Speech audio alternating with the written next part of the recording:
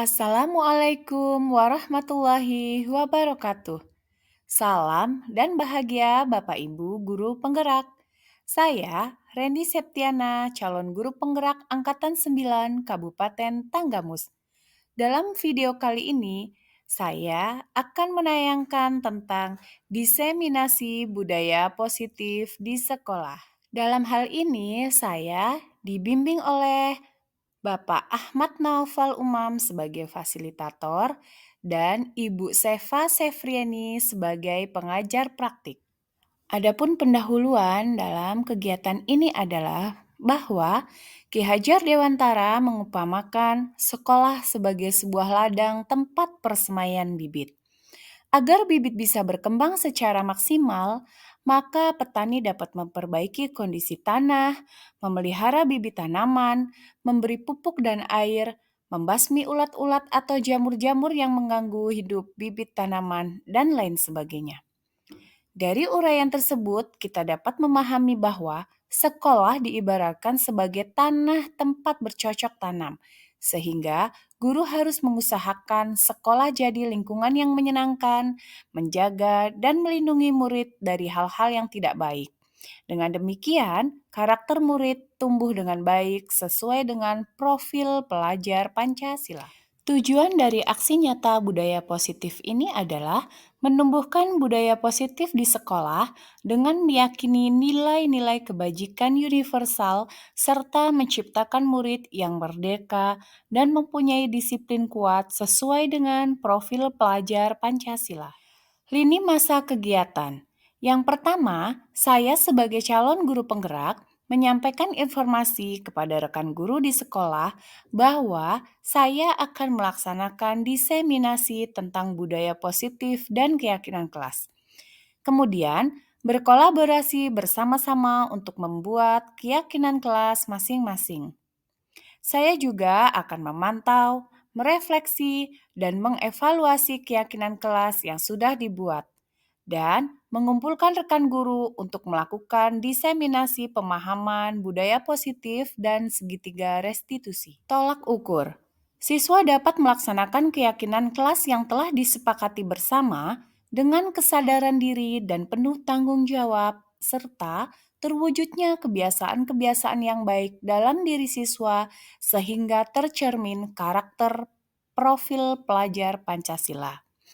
Tolak ukur tersebut meliputi rencana perbaikan, mengevaluasi kesepakatan kelas yang telah dibuat secara berkala, menempatkan diri pada posisi kontrol manajer secara konsisten dan berkelanjutan, menerapkan segitiga restitusi pada setiap masalah yang ada, dan berkolaborasi dengan semua pihak demi terwujudnya budaya positif. Harapan.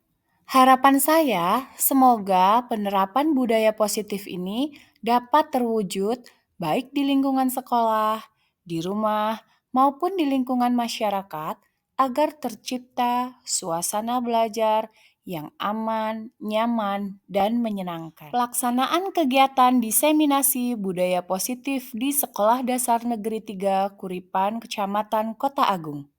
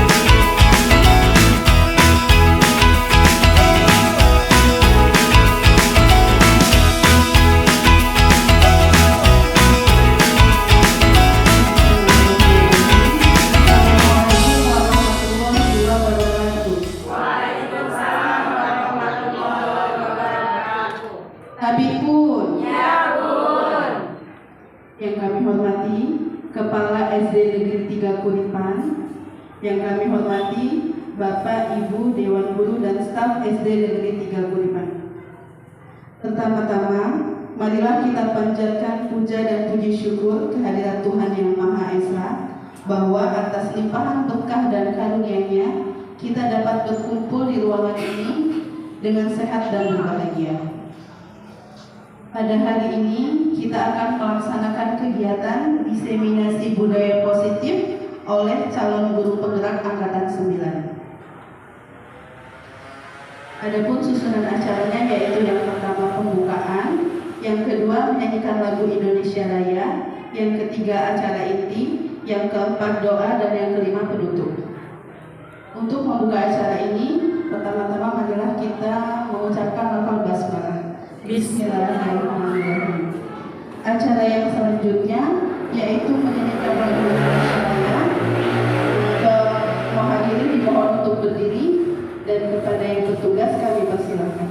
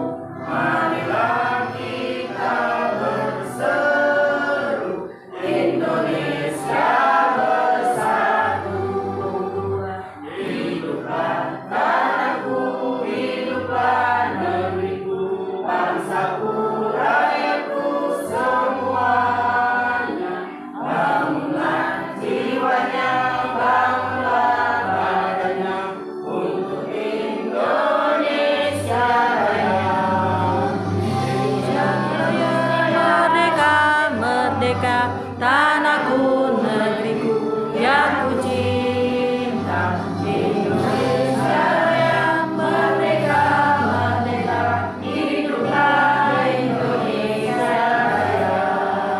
Indonesia yang merdeka, merdeka, tanahku, negeriku yang ku cinta, Indonesia yang merdeka, merdeka, hiduplah Indonesia Raya. Jadi dimohon duduk kembali. Yakni penyampaian materi diseminasi budaya positif oleh CGP Angkatan 9, yaitu Ibu Reni Septiana SPD. Kepada Ibu, waktu dan tempat kami persilahkan.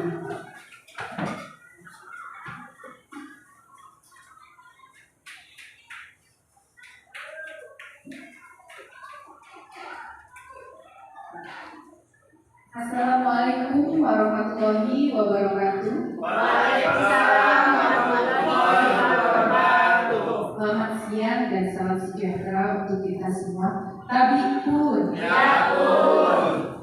Yang saya hormati Bapak Ibu Dewan Guru SD Negeri 3 Kuripan, Kecamatan Kota Agung, Kabupaten Tanggamus.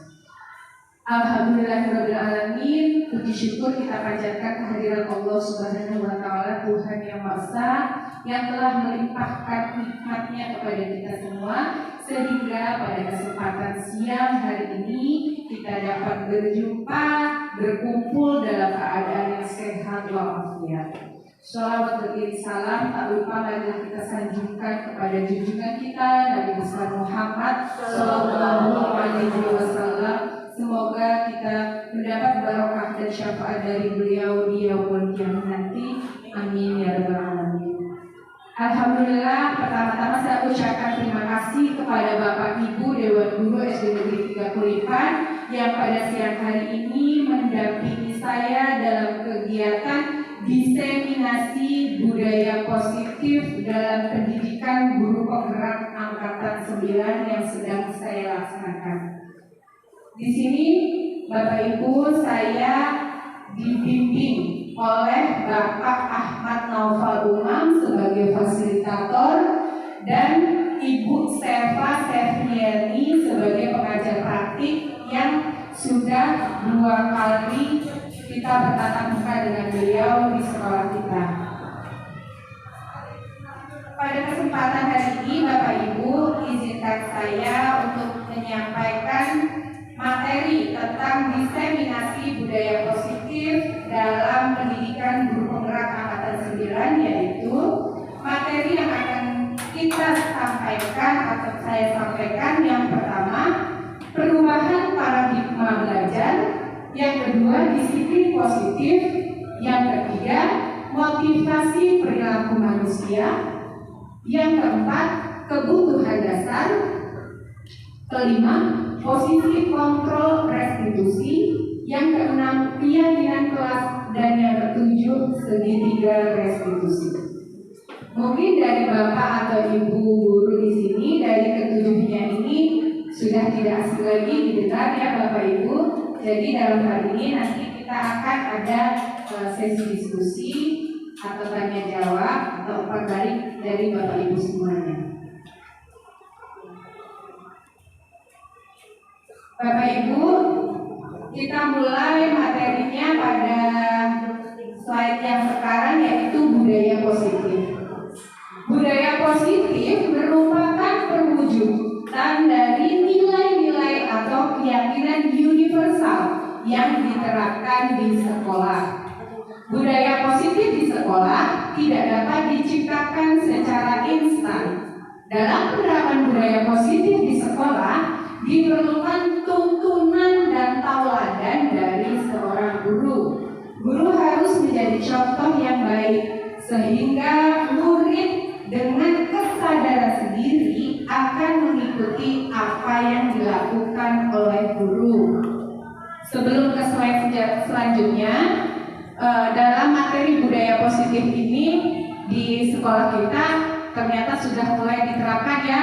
Bapak Ibu guru mungkin bisa menyaksikan setiap hari rekan kita, Ibu Isti Rahayu, ada Pak Junaidi, Pak Rahmat, dan Pak Ismail, Pak Wadi. Kita melaksanakan budaya positif. Apa budaya positifnya sudah mulai diterapkan, Bu? Berdiri di depan pintu gerbang dan membiasakan anak murid untuk bersalaman. Budaya positif ini mungkin terlihat sepele ya Bapak Ibu, akan tetapi itu sangat berpengaruh terhadap karakter anak didik kita. Pembiasaan ini atau budaya positif ini jika tidak kita terapkan, tidak mungkin akan terlaksana dan anak itu tidak mungkin akan bisa melaksanakan sendiri. Mungkin anak itu ada beberapa yang muncul idenya, ada Bu Guru kita bersalaman, tapi banyak juga yang ada Bapak dan Ibu gurunya mereka cuek saja. Begitu kan ya Bapak Ibu ya? Nah itu kita alami kan di sekolah kita. Jadi budaya positif ini akan kita laksanakan secara berkesinambungan atau to be continuous atau terus menerus. Itu kita bisa melaksanakan secara bergiliran atau mungkin saya tidak harus memaksa Bapak ini berangkat pagi di sini, tidak ya Bapak Ibu ya. Kita akan sama-sama karena di sini tidak dapat diciptakan secara instan. Budaya positif ini bukan mie instan, bukan mie ABC ataupun white coffee yang bisa disentuh secara instan. Akan tetapi budaya positif ini perlu proses ya Bapak Ibu ya, perlu proses yang harus kita terapkan di sekolah. Selanjutnya ini ada materi paradigma lama dan paradigma baru. Apa sih paradigma lama dan paradigma baru di dunia pendidikan kita? Paradigma lama itu cara pandang yang lama tentang dunia pendidikan. Di sini menurut Ki Hajar Dewantara ya, ini ada juga di slide yang sebelahnya. Paradigma lama ini meliputi proses pendidikan yang berorientasi pada pengajaran di mana guru lebih menjadi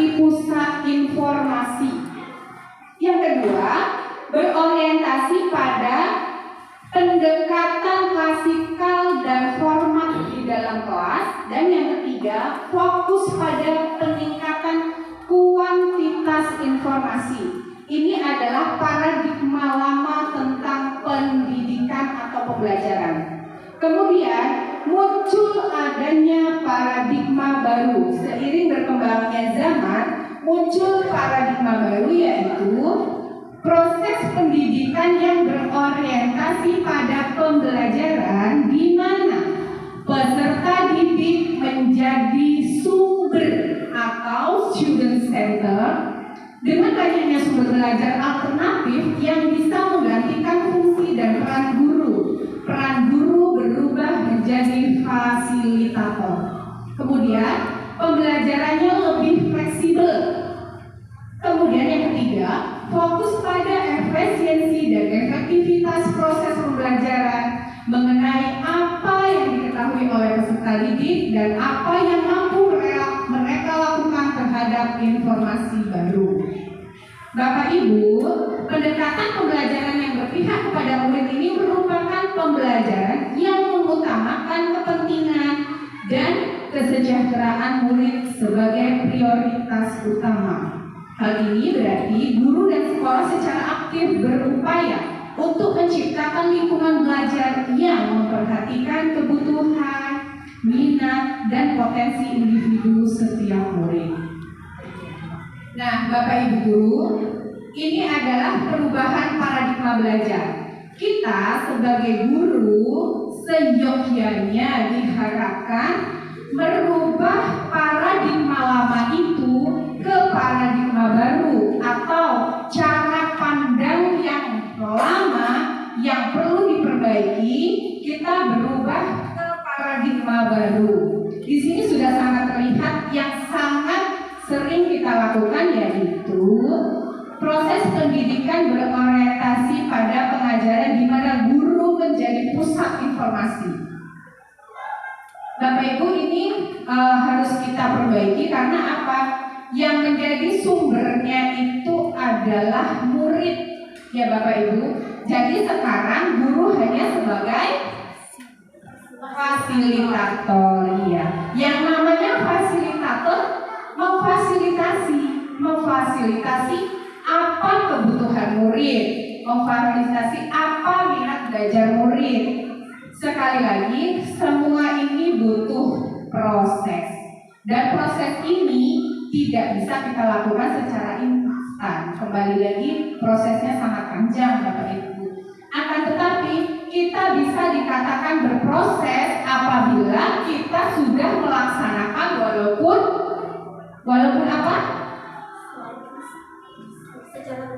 Walaupun secara bertahap atau walaupun masih sedikit yang sudah kita lakukan. Akan tetapi berbeda dengan yang memang sama sekali belum kita lakukan. Kita sudah tahu bahwa kita itu harus berubah dari paradigma lama ke paradigma baru. Akan tetapi ada pandangan atau hal-hal yang sudahlah, saya memakai paradigma lama saja, yang penting kewajiban saya selesai, ya Bapak Ibu ya. Ada, dan itu saya yakin tidak ada di dalam sekolah kita. Saya yakin kita semua bisa berkolaborasi, pelan-pelan, perlahan kita akan merubah ke paradigma belajar yang baru, bahwa murid adalah sumber belajar atau student center, bukan teacher student, ya Bapak Ibu. Kemudian untuk slide selanjutnya, disiplin positif. Tadi sudah budaya positif dan sekarang disiplin positif. Disiplin positif itu berasal dari bahasa Latin disciplina yang artinya belajar. Makna asal dari kata ini berkonotasi dengan disiplin diri dari murid-murid Socrates dan Plato. Oh, ini sumbernya ya Bapak Ibu. Disiplin diri membuat orang menggali potensinya menuju sebuah tujuan, apa yang dia hargai. Namun budaya kita, makna kata disiplin telah berubah menjadi sesuatu yang dilakukan seseorang pada orang lain untuk mendapatkan kepatuhan. Kecenderungan umum adalah menghubungkan kata disiplin dengan ketidaknyamanan, bukan dengan apa yang kita hargai atau pencapaian suatu tujuan mulia. Nah, disiplin positif ini juga kita sering beranggapan atau sering menerjemahkan menerjemahkannya berbeda dengan arti yang sesungguhnya, ya Bapak Ibu ya. Kita kadang salah mengartikan apa kata disiplin. Taunya disiplin adalah tepat waktu atau dan hal yang lainnya, padahal itu adalah pengembangan kata disiplinnya luas. Kemudian disiplin positif itu diambil dari nilai-nilai kebajikan universal, diantaranya setiap perilaku atau perbuatan memiliki suatu tujuan. Kemudian yang kedua, dengan mengaitkan nilai-nilai kebajikan yang diyakini seseorang, maka motivasi intrinsiknya akan terbangun, sehingga menggerakkan motivasi dari dalam untuk dapat mencapai tujuan mulia yang diinginkan. Nilai-nilai kebajikan yang ingin dicapai oleh setiap anak Indonesia kita kenal dengan profil pelajar Pancasila. Bapak Ibu, ada yang hafal dengan profil pelajar Pancasila? Ya, mungkin Pak Suwandi ada yang hafal dengan profil pelajar Pancasila? Silakan.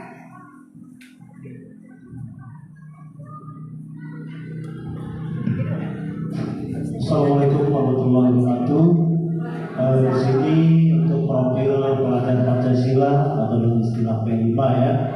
Yang pertama yaitu siswa berakhlak mulia, terus berboneka tunggal ika dan global, mandiri, kreatif,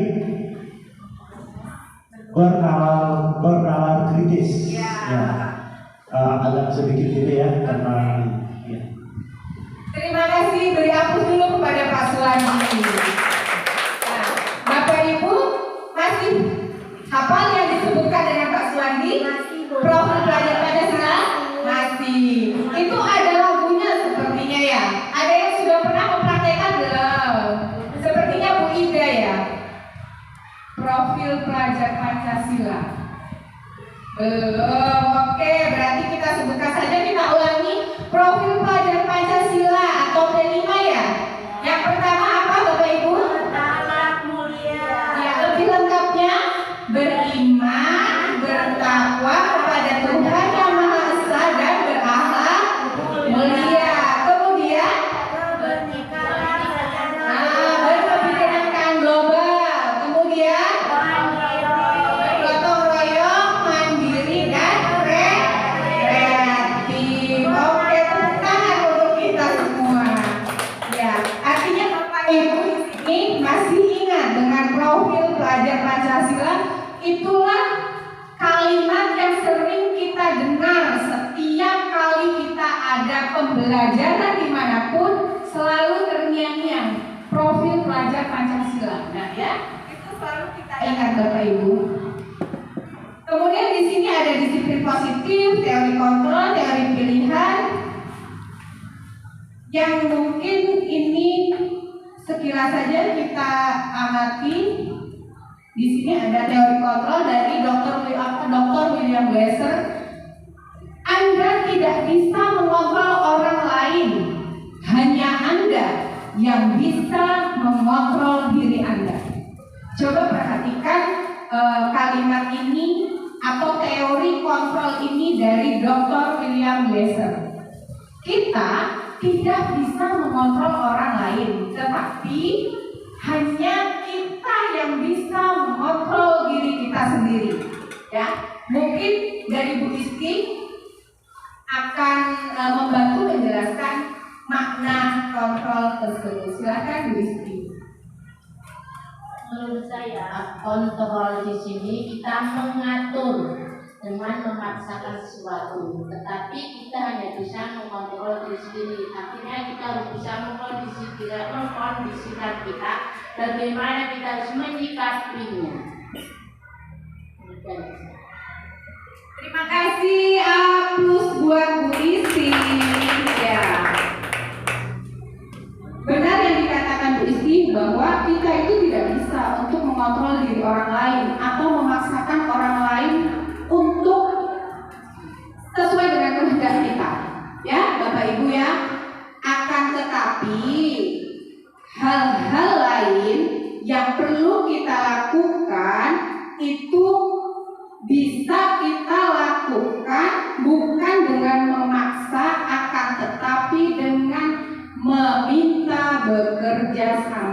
Ya Bapak Ibu, beda ya. Memaksa dan meminta bekerja sama itu jauh berbeda.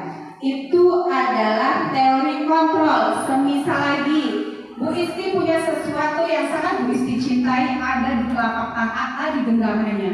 Misalnya Bu Isti punya di sini ada uang. Uang ini menurut Bu Isti sangat berharga sekali. Kemudian Miss Tati ingin mengambil uang itu dari Bu Isti dengan berbagai macam cara agar Bu Isti itu membuka genggaman tangannya, mungkin dengan rayuan mautnya, mungkin dengan membentaknya, mungkin dengan merebutnya, ya itu tidak akan pernah terbuka genggaman tangan Bu Isti selama Bu Isti dari hatinya tidak ingin membuka, ya kan?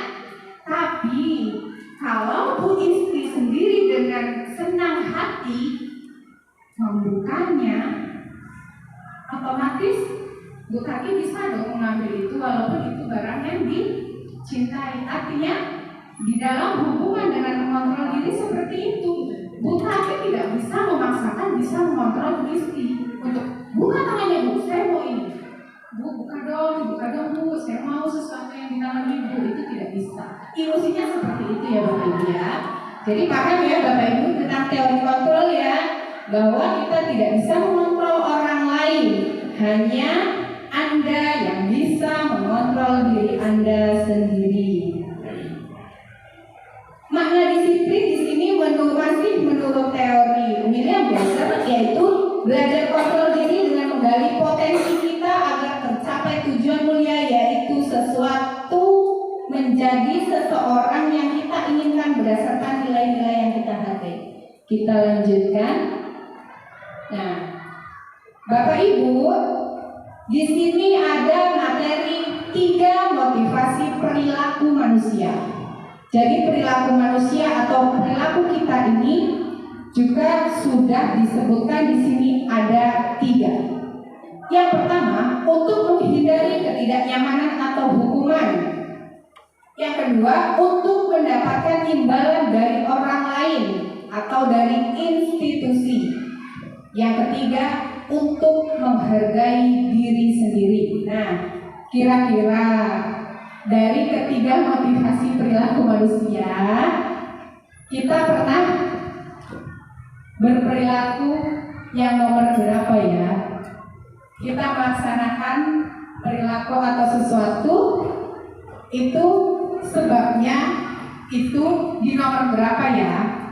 Kalau di nomor 1, untuk menghindari ketidaknyamanan atau hukuman, maksudnya apa ya yang akan terjadi apabila saya tidak melakukan ini? Nah, jadi kita itu perilaku kita melakukan sesuatu itu ada di sini Bapak Ibu 3 ini. Yang pertama, untuk menghindari ketidaknyamanan atau hukuman.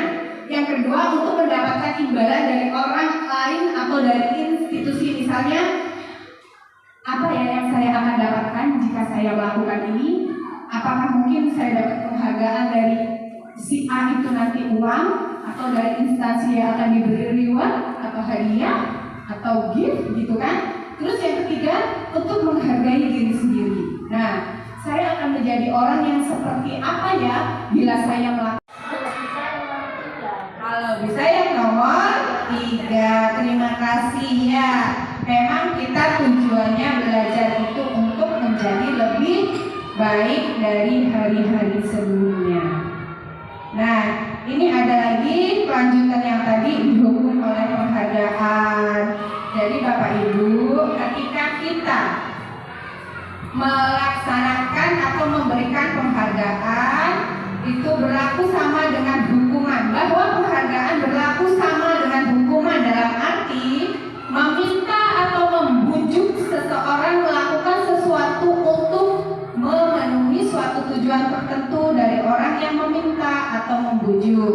Dorongannya adalah akan ada faktor ketergantungan. Ini ketika kita memberikan penghargaan Bapak Ibu, ketika kita memberi penghargaan untuk murid ataupun untuk rekan kita, dikhawatirkan ini akan berpengaruh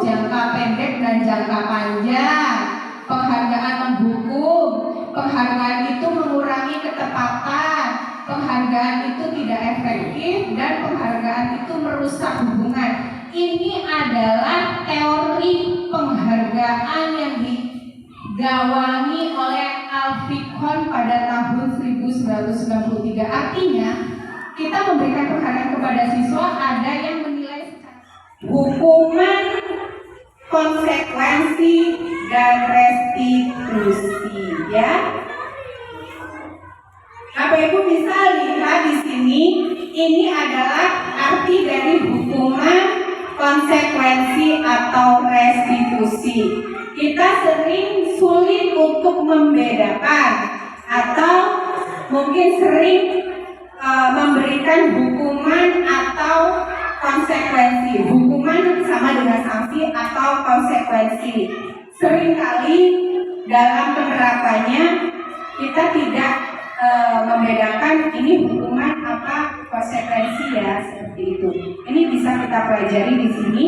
Hukuman bersifat tidak terencana atau tiba-tiba.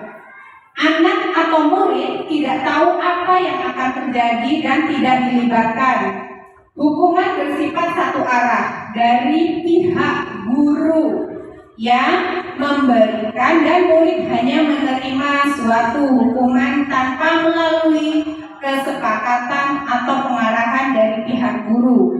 Baik sebelum atau sesudahnya, hukuman diberikan bisa berupa fisik maupun psikis. Murid atau anak disakiti oleh suatu perbuatan atau kata-kata kita. Nah, di sini Bapak Ibu, kebutuhan dasar manusia.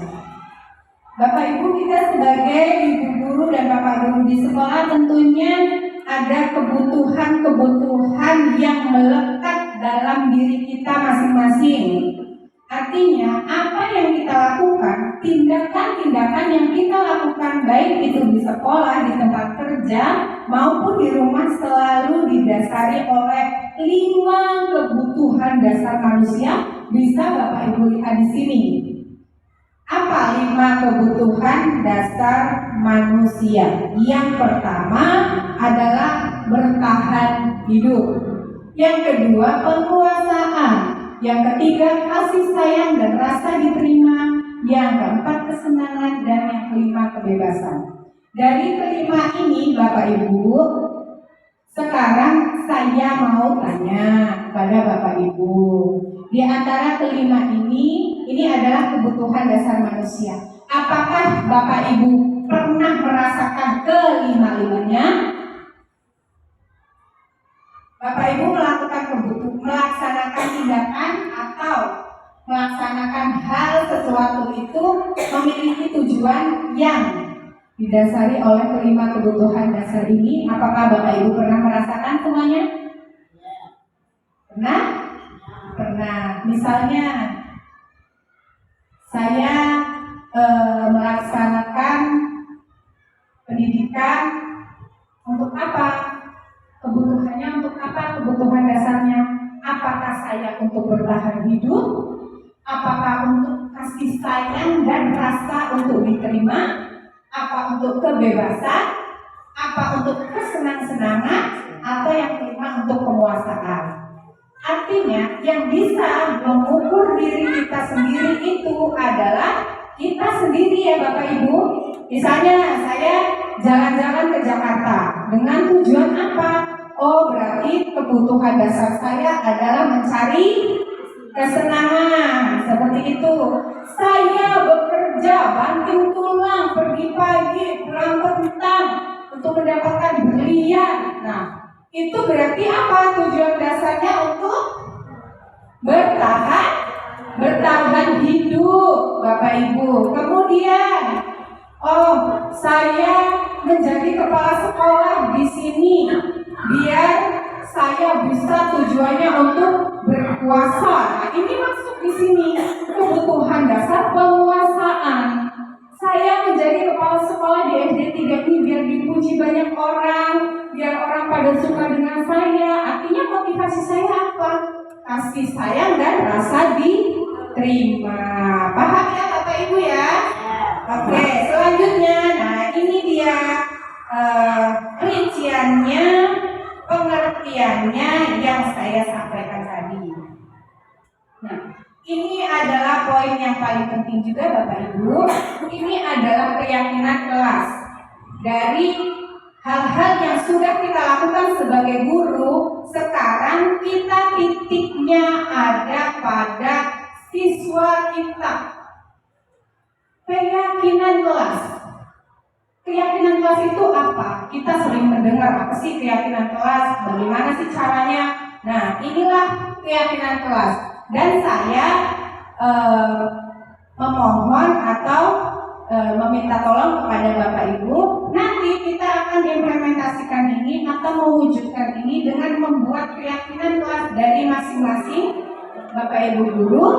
Jika kita sudah sepakati bersama dengan anak murid kita, nanti kita akan buatkan itu mungkin poster seperti ini. Contohnya Bapak Ibu, ini adalah contoh keyakinan kelas. Keyakinan kelas itu apa? Penekanan pada keyakinan seseorang akan lebih dari dalam seseorang akan lebih tergerak dan bersemangat untuk menjalankan keyakinan daripada hanya sekedar tulisan. Keyakinan kelas itu Ibu, kalau dulu kesepakatan kelas. Kesepakatan kelas itu artinya sesuatu yang kita sepakati bersama antara guru dan siswa tentang peraturan-peraturan yang akan dilaksanakan selama proses pembelajaran ini berlangsung. Ini contohnya Bapak Ibu. Ya, nih contohnya saya bacakan. Keyakinan kelas, bekerja sama menjaga kebersihan kelas. Tuh, yang kedua, saling peduli, menghargai dan membantu sama yang lain. Yang ketiga, menjaga dan meletakkan barang di tempatnya. Nah, seperti ini Bapak Ibu, contoh-contoh keyakinan kelas yang akan kita buat. Dari setiap guru itu nanti akan membuat keyakinan kelas seperti contoh poster ini. Kemudian tepat waktu dan aktif di kelas, ya. Mungkin keyakinan kelas yang kita akan buat itu tidak langsung bisa tercipta, terutama untuk kelas rendah, kelas 1, kelas 2 mungkin, atau kelas 3. Akan tetapi itu juga bukan menjadi hambatan untuk kita. Kita tetap akan melakukan perubahan itu walaupun itu perlahan-perlahan, tidak instan. Ya Bapak Ibu ya. Kemudian yang terakhir, posisi kontrol guru. Setelah membuat keyakinan kelas, Bapak Ibu nanti di sini Bapak Ibu akan mengerti tentang diri Bapak Ibu yang seperti apa dalam mengajar. Bapak Ibu, ada 6. Ini yang sudah ada di sini. Silakan Bapak Ibu lihat. Apakah Bapak Ibu ini posisi kontrolnya sebagai penghukum?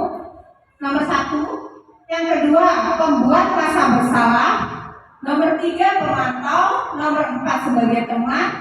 Nomor 5, sebagai manajer. Ini silakan Bapak Ibu lihat. Ya, Bapak Ibu lihat diri Bapak Ibu yang seperti apa terhadap anak murid tentunya. Apakah Bapak Ibu sebagai penghukum atau pemantau atau pembuat rasa bersalah, atau Bapak Ibu sebagai teman, atau yang terakhir sebagai manajer? Berganti-ganti, berubah-ubah. Seperti Power Rangers. Ya, Bu Isti bilang berubah-ubah sesuai dengan situasi dan kondisi. Iya, sesuai dengan yang kondisi. Apa sih Bu? Posisi kontrol guru sebagai penghukum itu apa? Nah, ini dijelaskan di sini. Seorang penghukum bisa menggunakan hukuman fisik, ya tadi, itu udah pasti Bapak Ibu tahu. Ya, tidak boleh, tidak disarankan ya Bapak Ibu ya. Kedua, pembuat merasa bersalah. Apa pembuat merasa bersalah? Jadi pada posisi ini biasanya guru akan bersuara lebih lembut. Pembuat rasa bersalah akan menggunakan keheningan yang membuat orang lain itu merasa tidak nyaman dan merasa bersalah. Misalnya, ya Allah nak, coba Sina nggak kasihan kan sama bapak ibu. Artinya kita menumbuhkan anak itu tuh kayak merasa salah banget dengan kita. Iya nggak sih? Di sini sudah jelas kan informasinya. Mungkin kalau saya lebih agak-agak ke penghukum mungkin ya. Jadi nggak dengan suara yang mulai seperti itu ya.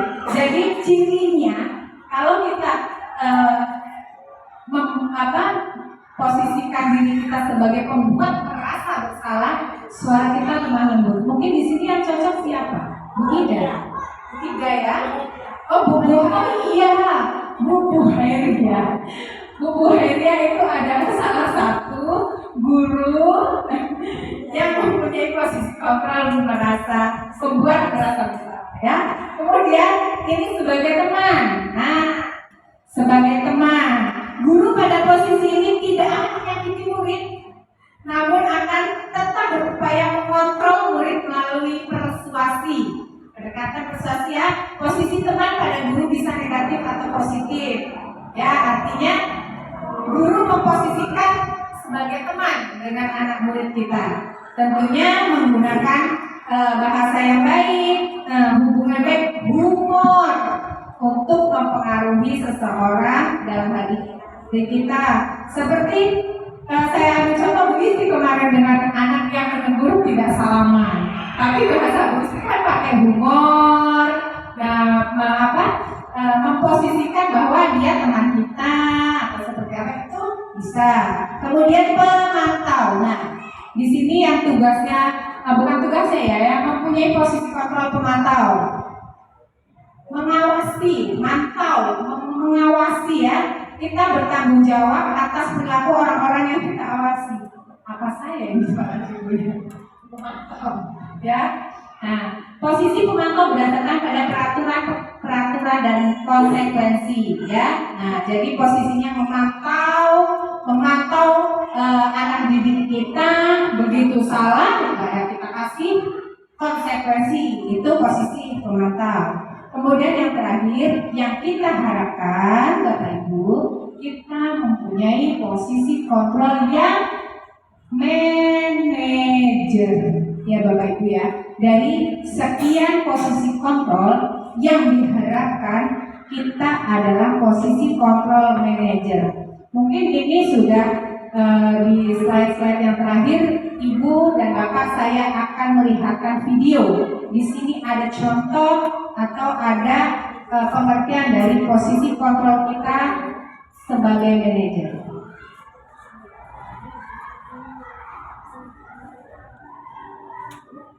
Ya, Bapak Ibu.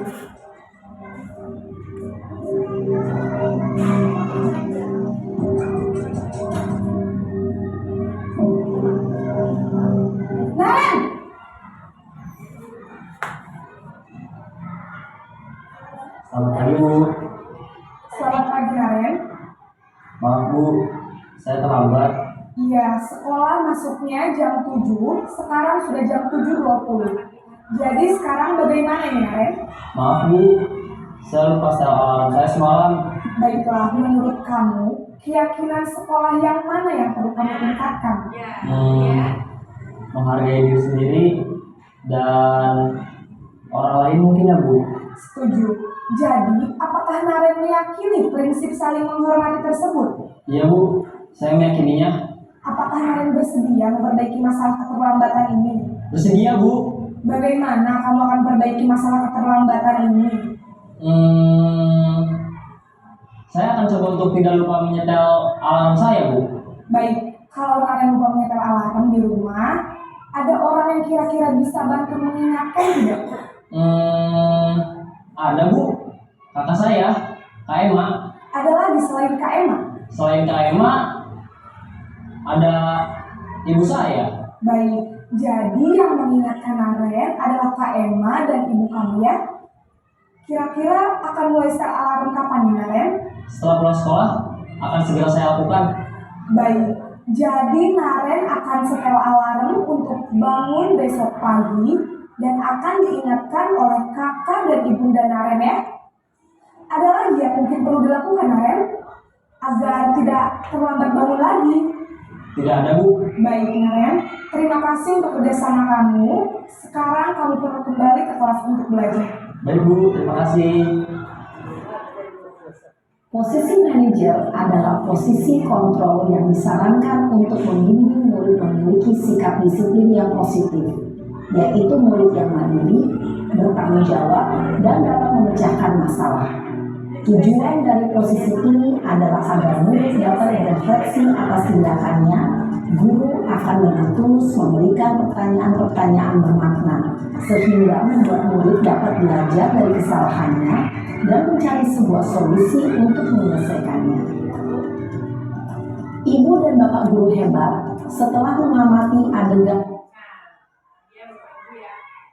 itu adalah sedikit cuplikan video tentang guru yang menerapkan posisinya sebagai manajer untuk menghadapi anak yang melakukan kesalahan, sebagai contoh terlambat masuk sekolah.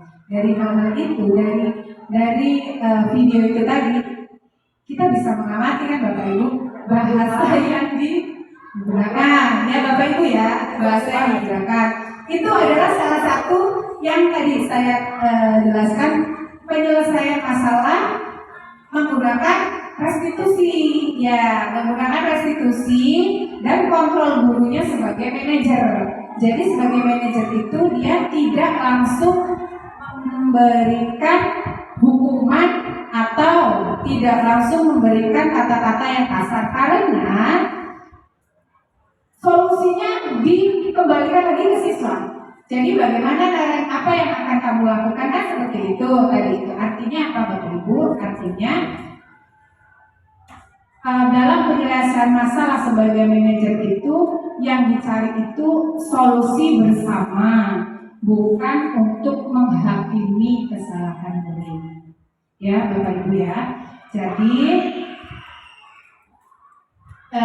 demikianlah paparan yang bisa saya sampaikan dalam kegiatan diseminasi budaya positif dan tentang kontrol guru, segitiga restitusi, dan yang sudah kita lihat di slide sebelumnya ya Bapak Ibu.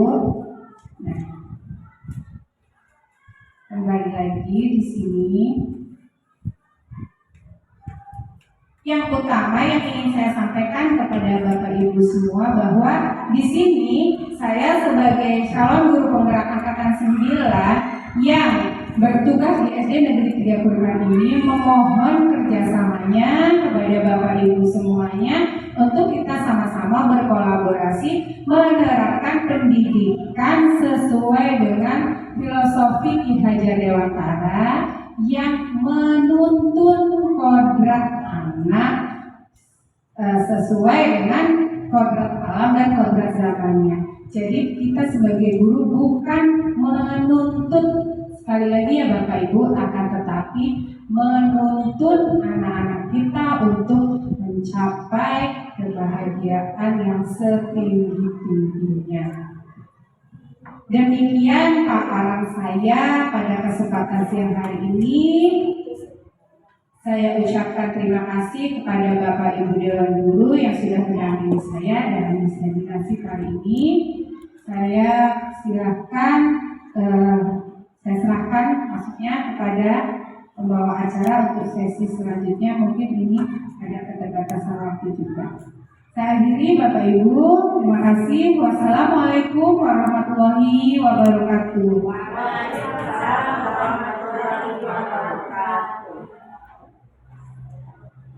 Baik, terima kasih atas materi yang disampaikan. Semoga bermanfaat bagi kita semua.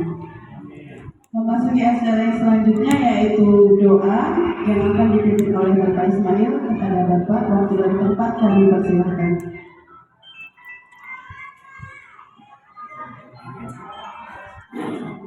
Bismillahirrahmanirrahim. Allahumma shalli ala sayyidina Muhammad wa ala sayyidina Muhammad.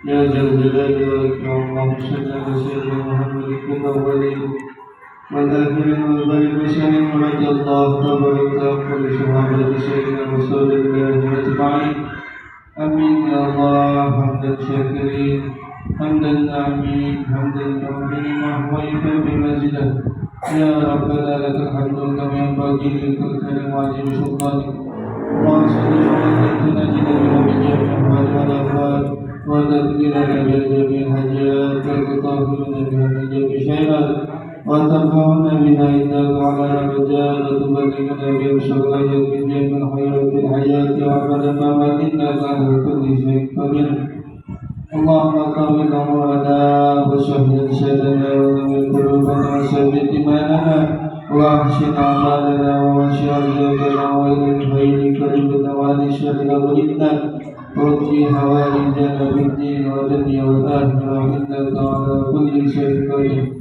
Ya Allah, alhamdulillah telah berjalan dalam lancar kegiatan CGP kami pada hari ini, dan mudah-mudahan ke depannya kegiatan ini bisa terus berjalan dengan baik dan sesuai hasil yang akan dimaksud.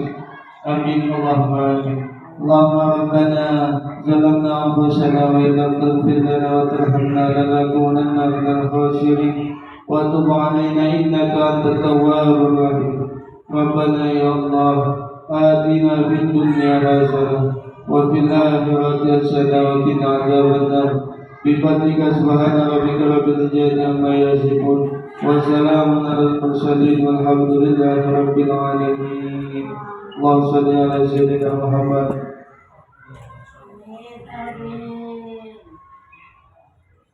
Baik, terima kasih. Acara yang terakhir yaitu penutup.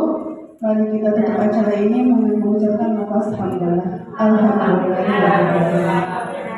Demikian saya selaku pembawa acara mohon maaf apabila terdapat kesalahan. Kepada Allah saya mohon ampun. Saya akhiri. Billahi taufiq wal hidayah. Wassalamualaikum warahmatullahi wabarakatuh. Bapak Ibu, berikut ini adalah salah satu tayangan tentang contoh penerapan segitiga restitusi dalam menyelesaikan permasalahan di sekolah. Selamat menyaksikan. Waalaikumsalam. Farhan, silakan duduk. Gimana kabar Farhan hari ini? Saya baik, Bu. Alhamdulillah. Farhan, Ibu memanggil Farhan sekarang ini karena kemarin Pak Mawan menjumpai Farhan tidak ikut sholat berjamaah dan malah bermain di kelas. Mawan, alhamdulillah. Benar seperti itu Farhan? Ya Bu, benar. Baik, Farhan. Setiap orang itu pasti pernah melakukan salah. Tidak ikut sholat berjamaah di sekolah juga pernah dilakukan oleh anak-anak yang lain. Jadi Farhan bukan satu-satunya yang pernah melakukan kesalahan ini. Tapi apakah Farhan tahu perbuatan Farhan ini salah? Ya Bu, saya tahu perbuatan saya salah karena tidak sholat berjamaah di sekolah. Kira-kira apa alasan Farhan yang membuat Farhan tidak ikut sholat berjamaah di sekolah? Karena sebentar lagi mau pulang, jadi saya berencana untuk sholat di rumah saja. Dan kemarin habis olahraga baju saya basah dan jadi saya malas sholat di sekolah. Oke, baik. Bukannya kemarin kita sudah buat kesepakatan kelas ya Farhan ya? Apakah masih ingat salah satu kesepakatan kelas yang sudah kita buat kemarin? Kita tolong disebutkan apa yang Farhan ingat. Disiplin, tanggung jawab, saling menghormati, menjaga kejujuran, dan ibadah. Apakah Farhan yakini nilai kesepakatan kelas yang sudah kita buat itu Farhan? Ya Bu, saya sangat yakin. Baik, kalau Farhan yakin berarti kalau tidak ikut sholat berjamaah di masjid tidak sesuai dengan keyakinan kelas yang mana? Tidak sesuai kesepakatan kelas, rajin ibadah dan disiplin. Nah, alhamdulillah. Jika Farhan sudah mengetahui kesalahan dan meyakini kelas kita, apakah Farhan bersedia memperbaiki kesalahan ini? Ya Bu, saya bersedia. Apa yang akan Farhan lakukan untuk memperbaiki kesalahan ini? Saya akan sholat berjamaah di masjid sekolah tepat waktu, dan saya akan membawa baju ganti. Barangkali baju saya basah karena berkeringat habis olahraga dan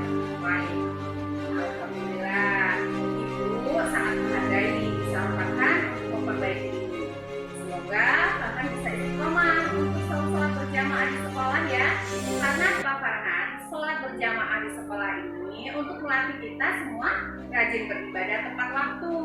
Sholat wajib ini kan juga kewajiban kita kepada Allah kan? Farhan pasti tahu, dengan sholat, dengan kewajiban dan tanggung jawab kalian itu akan terjaga. Karena apa Farhan? Kita tidak pernah tahu apa yang akan terjadi di jalan sebelum kita sampai di rumah. Mungkin juga sampai di rumah kita akan lupa karena ada hal-hal yang menarik yang membuat kita lupa untuk sholat. Ibu berharap supaya Farhan itu tetap semangat untuk sholat ya. Ya Bu, terima kasih. Waktu saya akan menjaga sholat saya di rumah maupun di sekolah. Ya, baik-baik. Bu, terima kasih Farhan ini dan akan menjadi juga ya. Silakan Farhan boleh kembali ke kelas dan melanjutkan pelajaran. Terima kasih ya Bu. Ya, sama-sama. Di sekolah kami juga sudah mulai menerapkan budaya positif melalui pembiasaan baik.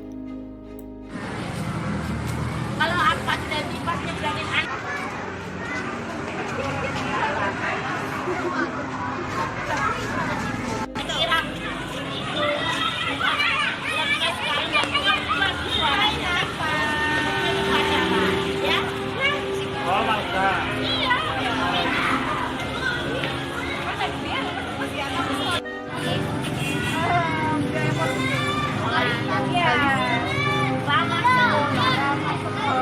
Jangan ninggalin gua, Kaira. Sekolah lama anak. Kalau pas salah